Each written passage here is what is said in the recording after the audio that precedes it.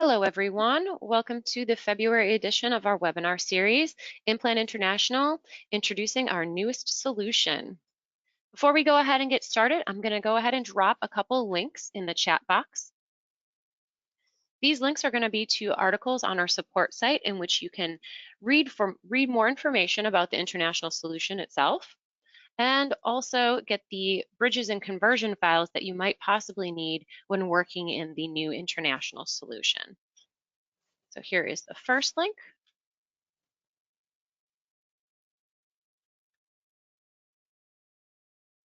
And here is the second link.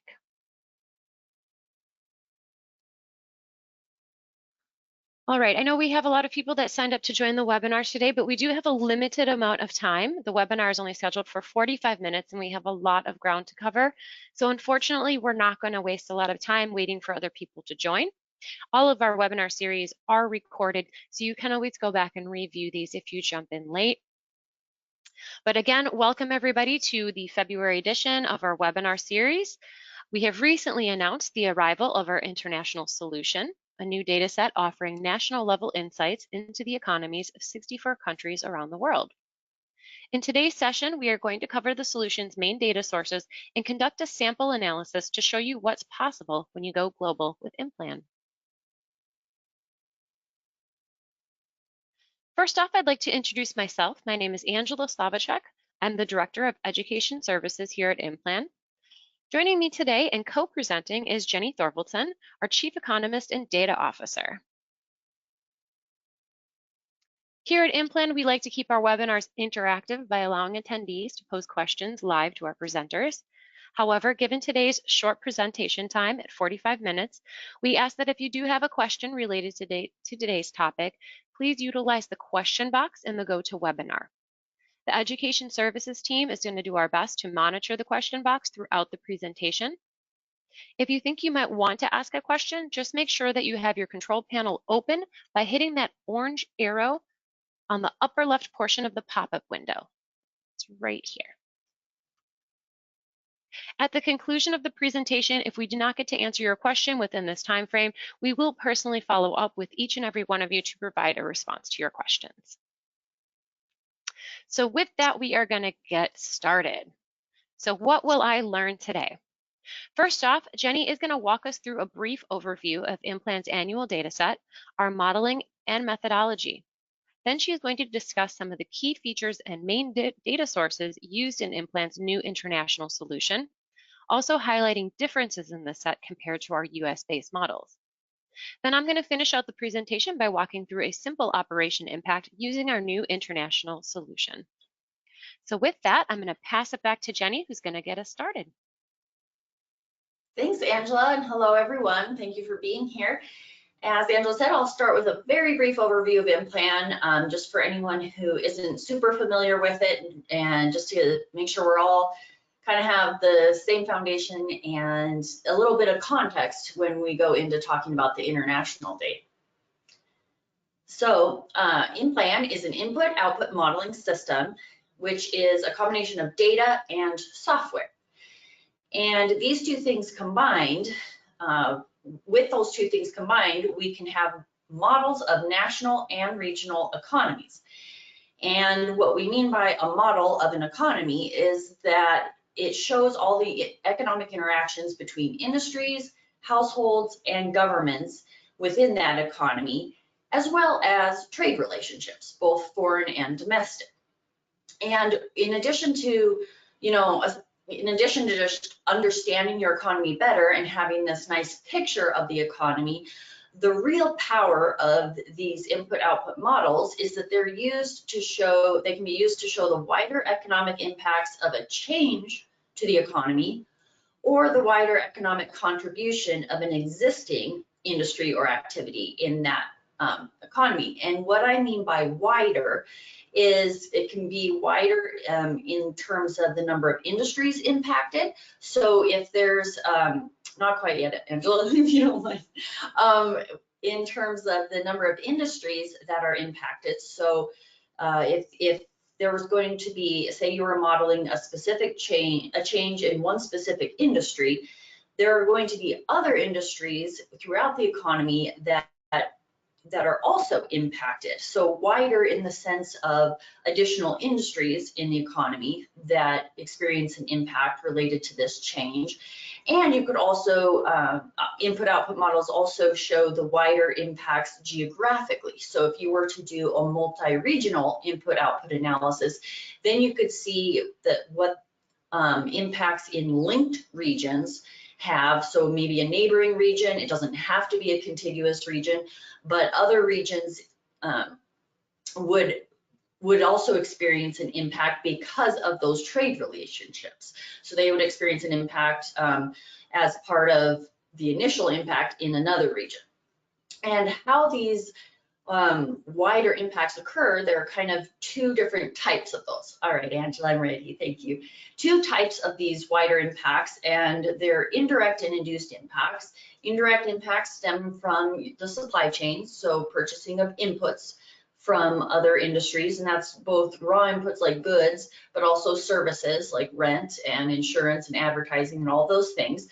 And then there are induced impacts, which stem from the household spending of wages of the employees employed in all of those indirectly impacted industries. Thanks, Angela. Ready. So input-output models provide a complete picture of all the monetary flows that occurred in a given economy in a given year.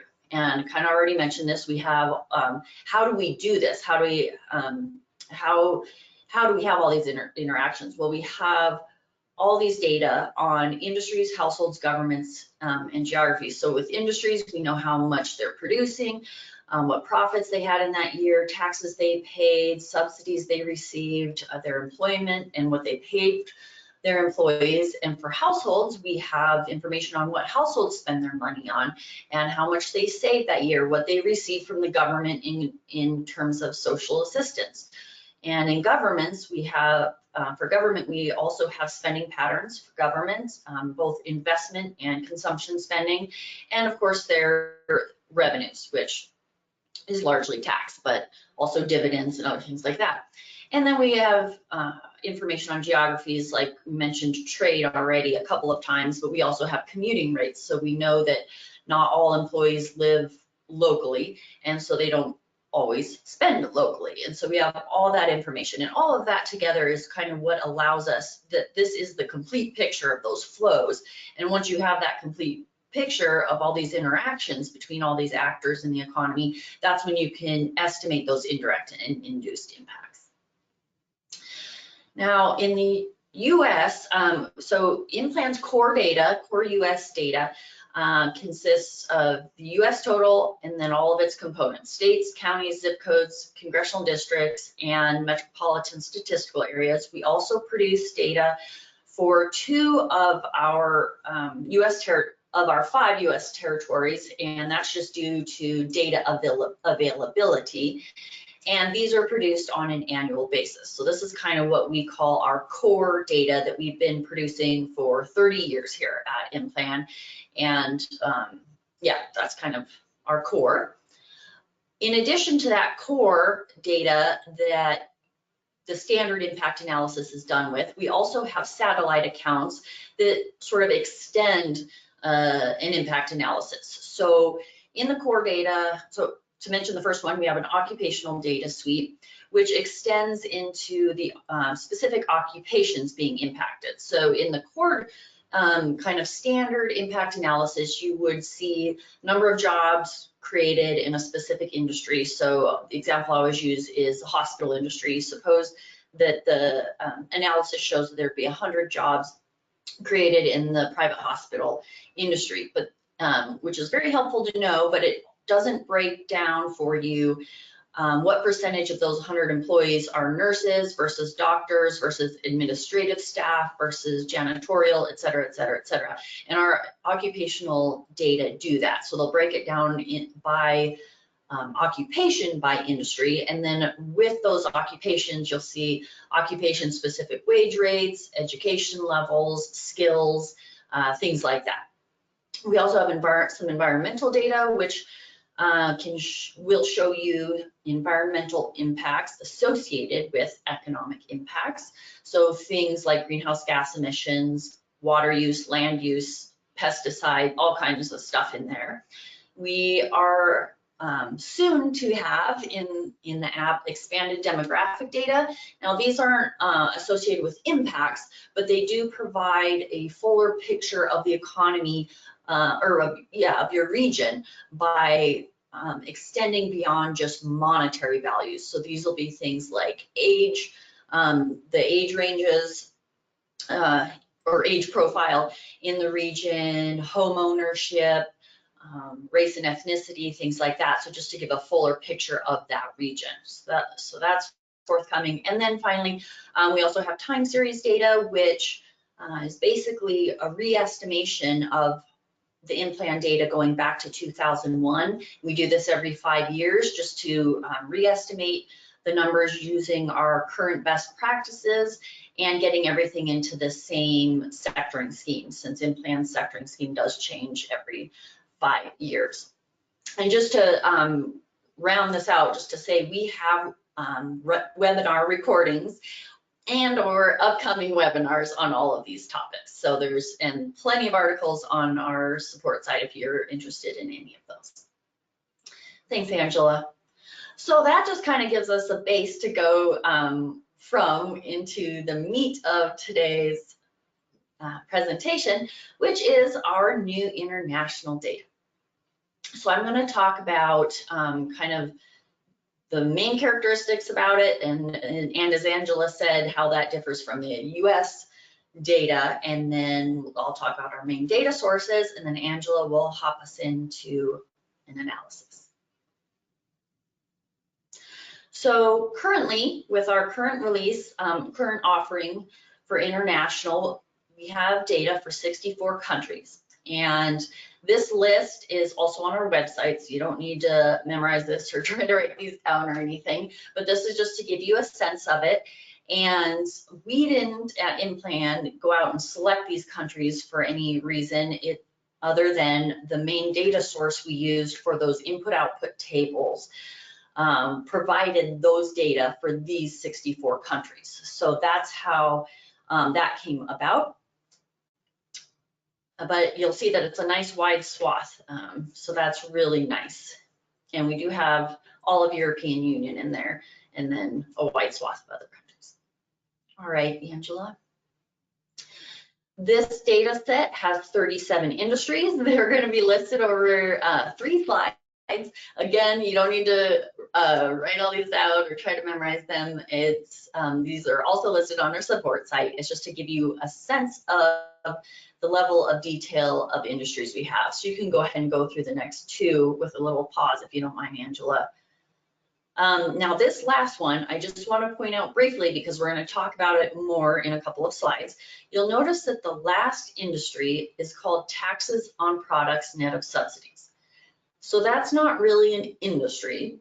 It is, as you would think in the standard definition of an industry, it is kind of an accounting placeholder that we put the taxes on products, net of subsidies, that each industry pays. And you'll see why we do this when we get to another slide. So just want to point that out to you now, and we'll come back to that a little bit later. So our main data sources, the input-output tables come from the OECD, which is the Organization for Economic Cooperation and Development. And in those input-output tables, they provide all of this information that I have listed here. So the vast majority, the bulk of all the data that we need to have an input-output model comes from this OECD source. And OECD has only 38 member countries, but they provide the data for those 64 countries we listed. So that's really great that they do that. And so this is most of the monetary information we need. However, you'll notice that employment isn't listed there. So for employment, we turn to the International Labor Organization, ILO, and they provide data, employment data of 2 different flavors, I would say. And one is just straight collected data that hasn't been adjusted for anything, and it's called the LFS flavor, which just stands for labor force survey. And so it's collected straight from labor force surveys administered by each respective country. So the benefit or advantage of this particular flavor of the data is that it has more sector detail. So it has all the same sectors that we need, that we have in the IO tables from the OECD. However, it is less comparable across countries because the surveys may be administered a little bit differently one country to the next, or some of the survey questions might be interpreted differently by residents of one country compared to another. And so for those reasons, ILO also publishes or releases a different flavor of the data, which still uses that labor force survey data as the base, but then they make some adjustments for comparability. So they call it the EST, which just stands for estimated. So they make some adjustments for some countries, and such that the countries are more comparable to each other. So that's a clear benefit, but the downside to that is it has somewhat less industry detail. So what we do, we use the EST data where it exists for a country, but then we have to use some method to split some of the industries into more industry detail. And for that, we'll just use the LFS flavor of the data just for splitting purposes, just to get split ratios, or the OECD employee compensation ratios between those more detailed industries to split this EST data into the necessary industry detail. And just to wrap up on data sources, so those are our main data sources. We use a few other data sources just for things, of course, like we have to have population, we have household counts, some tax rates and things like that. So we do use a little bit, a handful of other sources, including Eurostat. We got some data from them, the World Bank, for example, and we're happy to provide details if anyone wants more details on any of that. But these are our main data sources. Okay, now let's move on to some of the data features. So the first one is won't really have an impact, pun unavoidable, on your impacts, your impact results. It's just something to note. And it's that in the international data, there are separate spending patterns for households and nonprofit institutions primarily serving households. Now, so there will be spending patterns for both of those, and both of those things are kind of treated like households, meaning that they will both generate induced impacts.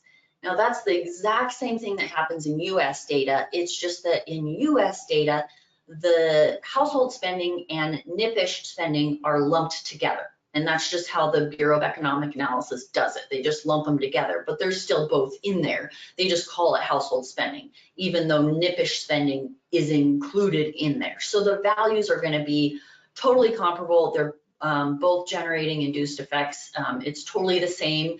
It's just that you can see them separated out here. So that was just something to mention if you were unfamiliar with what NIPIsh is. Okay, and then for value added, in the standard US data, there are 4 components of value added. In the international, there are 3 components because, you can go ahead and hit them all, Angela, please. Thank you. Because in the international data, proprietor income and other property income are lumped together into one thing called gross operating surplus.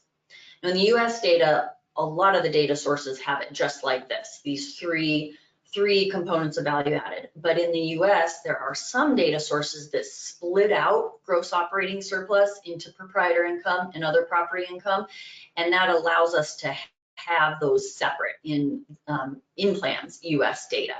But that's not possible, at least as of now. We haven't found a way to split those out yet for international data. So those are lumped together. So the thing to note for your impact analysis is that proprietor income, since we can't separate it out as a separate component there, then it is not going to be generating induced impacts. But in most cases, or in a lot of cases at least, it's going to be a wash, because proprietor income can be positive and negative, or negative. So depending on the country, depending on the year, depending on the industry, proprietor income is going to be sometimes positive, sometimes negative. So whether your impacts at the end of the day are bigger or smaller because of not having proprietor income there, who knows? It could go either way, and hopefully it's kind of a wash in the end of the day, because you have so many industries being impacted through indirect impacts and induced impacts. So that's that on value added. And then a great feature is that they're all in US dollars, and that just makes it really nice if you have subscriptions to multiple countries and you want to compare one country to the next. It's really easy to do. You don't have to do any conversion. However, if you wanted to convert the impact results into that country's currency, or you're coming into IMPLAN with a dollar value to use, and it is, or not a dollar value, but a currency, some value to use, and it's in a different country's currency, we do have currency exchange rates on our website for you to use if you would like for that purpose. And finally, for this screen, these or this slide, all these data are in our 2015 data.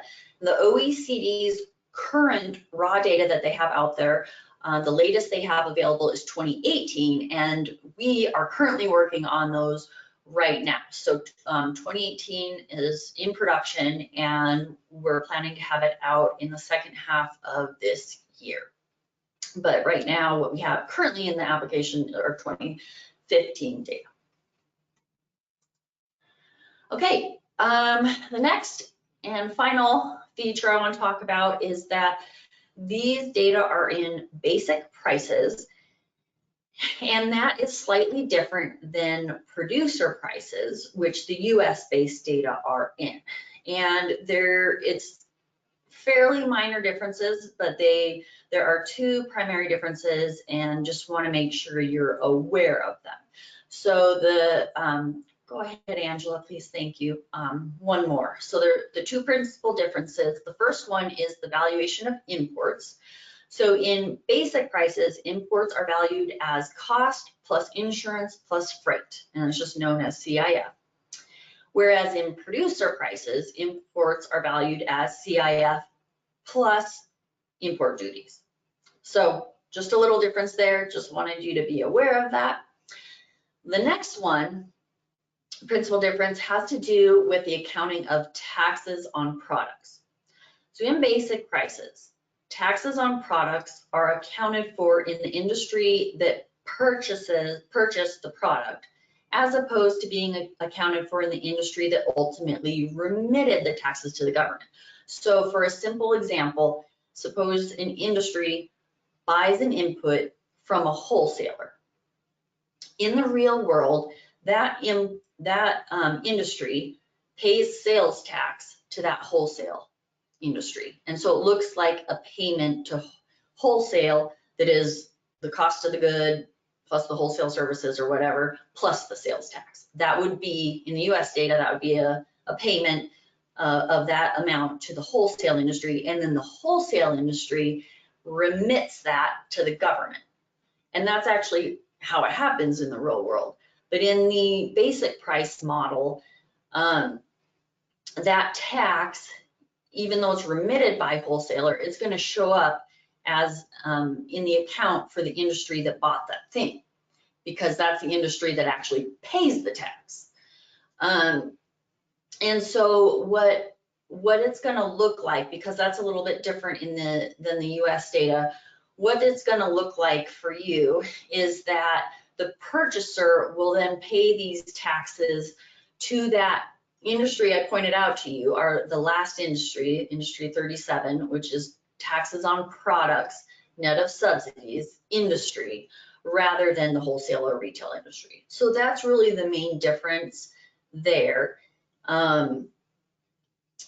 And I think that's all I wanted to say about that one, other than to say we do have, I didn't want to delve into it too deep and glaze everybody's eyes over, but we have a little bit of more resources about this on our support site.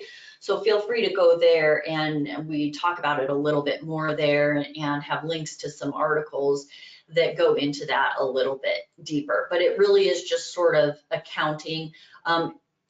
This is another thing I want to point out, is that at the end of the day, all those dollars still end up going to the government. And so your tax impacts and all of that, those results are going to be the same. It's just getting there a different method. Instead of going from industry to wholesale to government, it's just going industry to this tops, quote unquote, industry to government. So it still all ends up in the same place. Okay, finally, just talking about accessing the data. Exciting thing to share is that we have introductory pricing going on through March 31st. So you have about a month. If you want to get subscribed now at lower pricing than it would otherwise be. And the great thing about it with our subscription model now is that updated data and any enhancements will automatically be added to every active subscription at no additional cost. So basically, if you were to subscribe now to the data and have the 2015 data there, when the 2018 data come out late in the year, you will automatically have access to those 2018 data. And by enhancements, that would include things like that new data. The 2018 data actually have 9 more sectors, so a little bit more sector detail. So that would be part of that enhancement and things like that. And we have 2 additional countries coming with it as well, which is really great. Laos and Myanmar will be in the new one. Also, just wanted to point out that we have just hired an international data specialist. So we have someone focusing on the international data, and we have a lot of ideas and plans for how we can better enhance it, including things like trade between countries, so that you can do multi-regional input-output analysis with the international data, and lots of other ideas. If you have particular ideas or needs for the international data, we would love to hear them so that we can, it'll help us prioritize what we work on next for enhancing international. So please reach out to us at any time at feedback@implan.com and let us know what features would be most important to you or any other feedback you might have for us. And with that, I'll hand it over to Angela, who's gonna get us into the tool. Thank you, Jenny. One thing I do want to point out before I jump into the example is Jenny mentioned that industry 37, which is now that TOPS industry, that's not a usable industry in the sense of modeling impacts in IMPLAN. So you won't see it in the list as impacting industry 37. So while it's present in the data sets for other industries that they're purchasing from, it's not going to be a model that you can impact or an impact that you can model. All right, so with that, we're going to jump into a use case. So without further ado, we're going to jump into the application and start doing this analysis. So I pulled this example use case straight from the headlines. So back in 2014, the Volkswagen Group announced plans to build an 800 million euro factory in Brescia, Poland. It's 270 kilometers west of Warsaw. The auto manufacturer sought to consolidate production of their Crafter commercial van from factories in Germany to the New Vresnia facility. The Volkswagen Group completed construction of the 2.2 square kilometer manufacturing facility in 2016. The New Vresnia facility began production of the Crafter van in late 2016, with the production process fully optimized in 2017. As of 2018, the facility was producing 420 vans a day, employing 3,000 workers throughout a 3-day work shift. So we are going to take this to run a simple operations impact using the information that we had received in the articles. So for this new Vresna factory for Volkswagen, we're going to set up this project with a group using Poland. So we do not have any sub-national data currently for the international data set. So we're going to be looking at the national level. Of course, the data year is going to be 2015, as Jenny mentioned. That is the current data year that we have available for the international data set. However, the dollar year that we're going to use for this example is going to be 2018. And that's because that was going to be the year of these stabilized operations for this factory. So 2018 is the dollar year. So because the only value we were provided in this example was an employment value, we don't have to worry about doing any conversions. The employment in Poland is going to be the same employment that would be found in any other country and even a US-based model. So in this case, we don't need to make a conversion. However, had we been given a dollar value, as Jenny noted, we would have to do some type of conversion first, because the dollars that are going to be used in the application with the data year are going to be tied to USDs. So if that were the case, and we're just going to go to our support site real quick.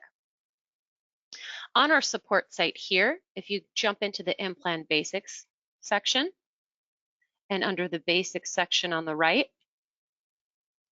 click on the See More Articles, and you will see that we have an article here, which is one of the links that I dropped in our chat box for the webinar, linking to those 37 industries. There's conversions and bridges files specifically for this 2015 international data set. All of these are downloadable Excel files. So the first one just lists out those 37 industries and commodities.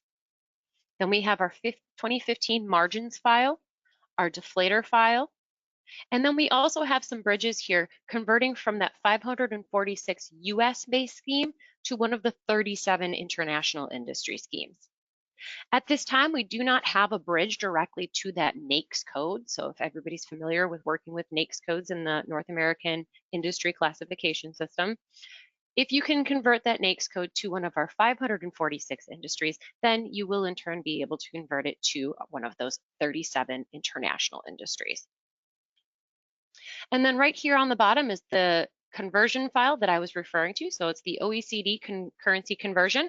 I'm not going to open it up and show you, but if you were to download the file and open it, you would see a list of countries all indexed to 1 at the US level. So to use the file, you would pick the data year that you are using for your group dollar year, and you would just do the simple division between whatever currency that you are currently working in to convert it back to the US dollar. And that would be the input that you would use to set up your event. So jumping back into the presentation, so now that we have figured out what our event value is, the last thing that we needed to determine was going to be that specification. So in this case, we're talking about an industry employment event, so we have to specify a specific industry. And in this case, under this industry aggregation scheme, it falls under industry 18, which is motor vehicles, trailers, and semi-trailers manufacturing. So it's one of those manufacturing industries that's kind of in the middle of the aggregation scheme. So with that, we're going to go ahead and jump into the application. So here we are on the next screen. So here we are at the IMPLAN home dashboard. You can see I have my IOs modeling to the left and I have my data library over here to the right. Because we're working in a new industry scheme, we always have to start with that industry scheme.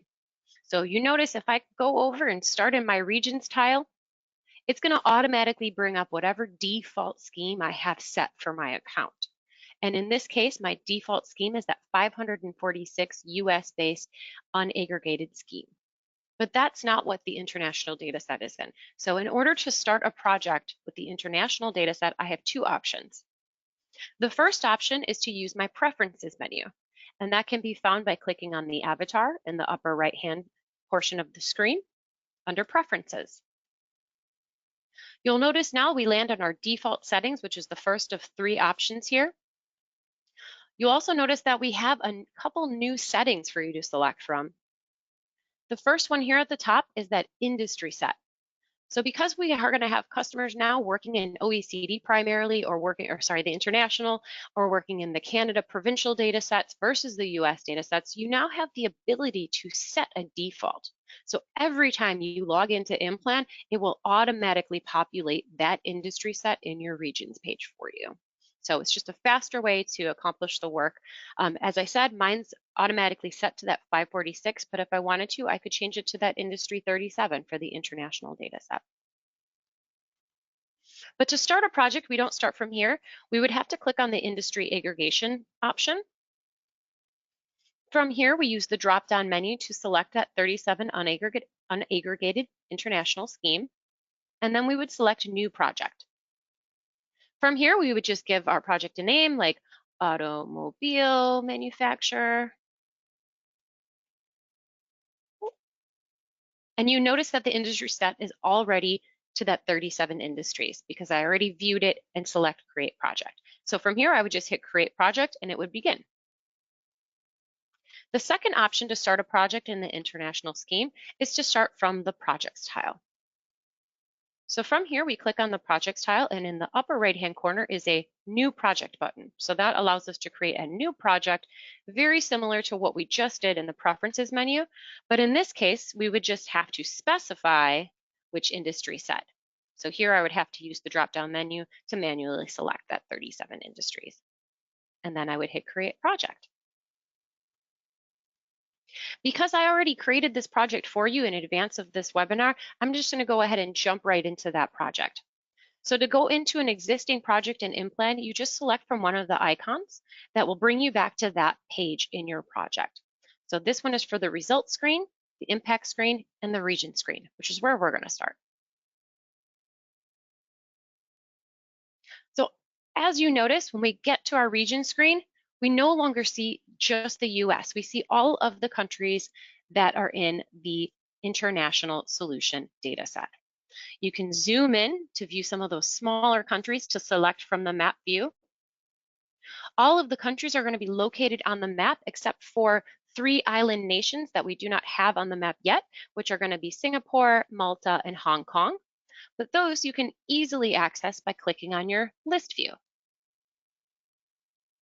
So from here, you will see that Malta and Hong Kong show up in the list. We can add them individually, or similar to our US-based model, we can toggle to the multi-select view and add more than one industries to combine them together. So unfortunately, as Jenny mentioned, we don't have any trade data at this time, so we can't perform an MRIO analysis or a multi-regional input-output analysis where we track the leakages that would occur from one region to another, but we can combine regions in this international data set. So if we wanted to look at an impact on, say, the EU, we could combine all of the 27 countries in the EU together to form one combined region. So the combining region features does still work in here. And again, you can do it in this list view to make it fast, or you can do it directly from that map view. So for this example that we're working through, the company was VW, which was originally in Germany. So I'm going to select Germany on my map, hopefully. We'll just go back to the list view.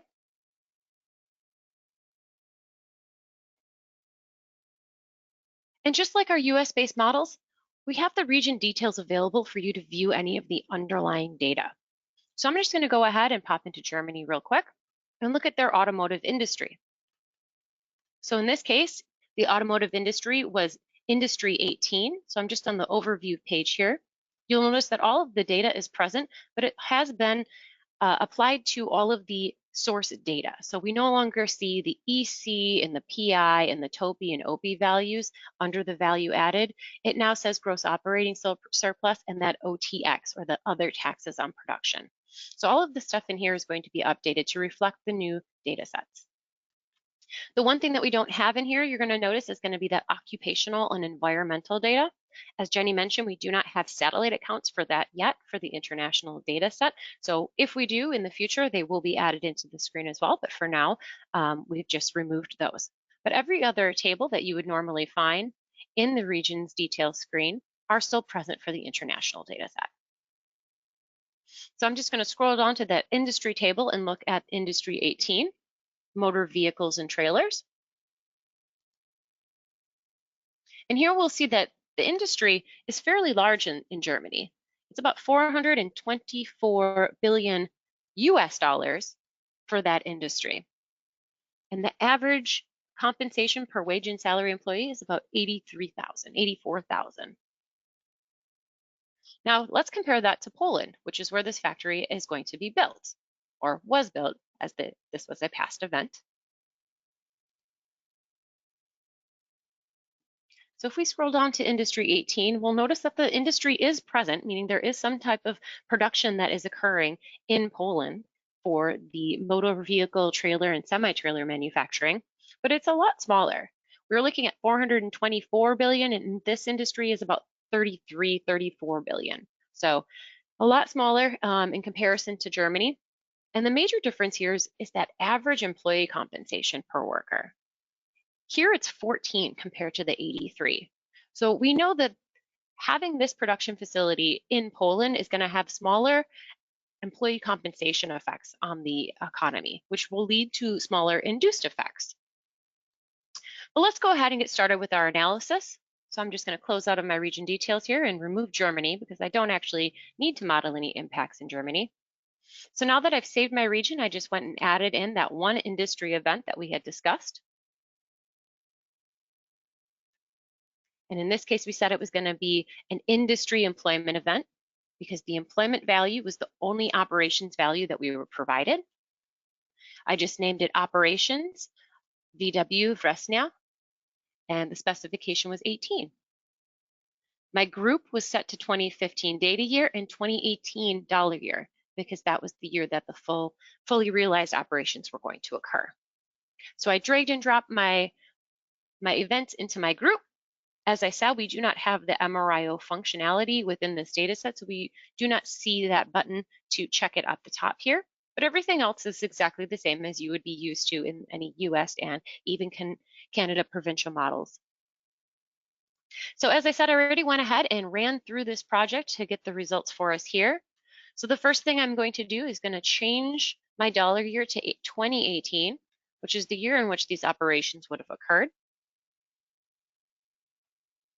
You'll see that the majority of the screen is exactly identical to what you would find in the US-based model and the Canadian provincial models. The only difference really is this tax results portion right here.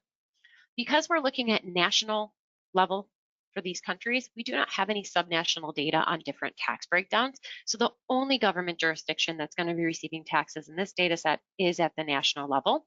However, we do still have it for the direct, indirect, and induced effects. And I'll just go ahead and pop right over to the tax page so we can show you. So because we only have the one jurisdiction, the page is now just going to have the one table for the one total government tax impacts. We do have a couple of line items, but that's the only table that's going to be present in the tax. And Angela, if you don't mind, just really quick on the taxes being, it's not, just to be clear, it's not that we just have taxes for federal level, it's all levels, it's just that they're all lumped together into one thing called government. So all levels are represented, they're just not split out into that detail. Yes, very good point, Jenny, thank you. Yes, so it is the total taxes paid, but it's just only shown as being received by all governments. So again, same as the US-based models, you do have the option to download all of your detailed and summary results, both those economic indicators and the taxes. The value added tab, of course, has been updated to reflect the value added components that are in the international data set. So the first table at the top here is the employee compensation, which is exactly the same as the US-based models. But the second table has been updated to show the other taxes on production net of subsidies. So that differs from our TOPI because, again, we don't have that imports in there. And then the third one is that gross operating surplus table. So that is going to be the combination of the proprietor income and OPI, what we're accustomed to in the US, being separated out. And then the final table at the bottom has all three combined for the direct, indirect, and induced effects. So just jumping back over to that summary page. So that 3,000 employee event, industry employment event that we ran in Industry 18 for Poland generated about $405 million in output for that industry. Now, had we been provided other information from this news story, we could have actually added in that output value or revenue or value of production that this plant would have received. But we only had the one value, so we let IMPLAN estimate the labor income, the value added, and output. And we can see that Poland actually has a really good supply chain for this industry. Those 3,000 employees and their output generated spurred another 4,175 and supported, I should say, 4,175 jobs in other supply chain industries.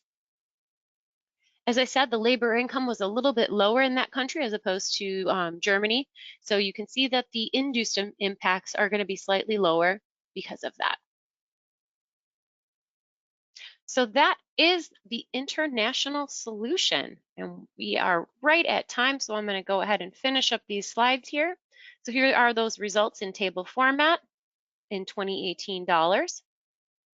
As I said, we do not have time to answer any questions live, but if you do have a question, please drop them into the chat box real quick before we finish up here. As always, we're always interested in hearing about topic ideas that you have for upcoming webinars. Please email us at support@implan.com with any suggestions.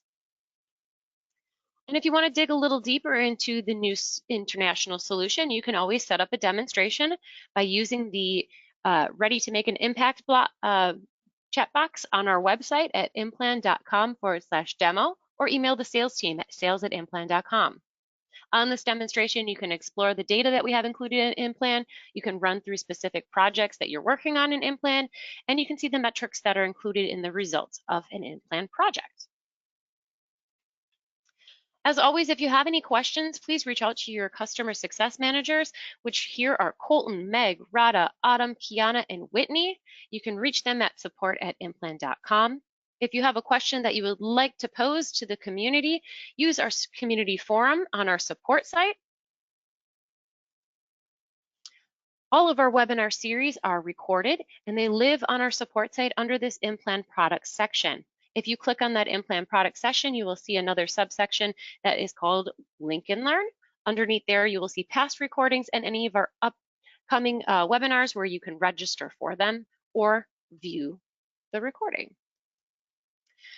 So with that, thank you very much for attending today. Thank you, Jenny, for the wonderful information on the international data sources. Really appreciate having you here. And with that, we will sign off. Thanks for joining, everyone. Thanks, Thanks, everyone. Jenny. Bye.